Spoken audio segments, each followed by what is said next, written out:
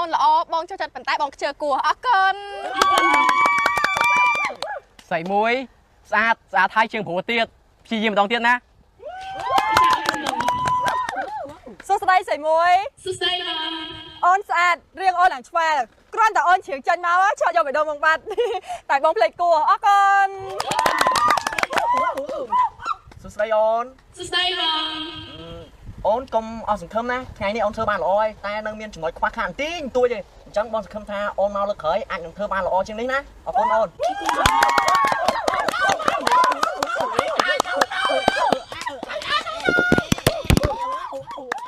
បេក្ខជនទី2របស់យើងនេះមានឈ្មោះថាម៉ៃជាកូនកាត់ជប៉ុនមីយ៉ាន់ម៉ាកាណាដាវៀតណាមម៉ាឡេប៉េរូ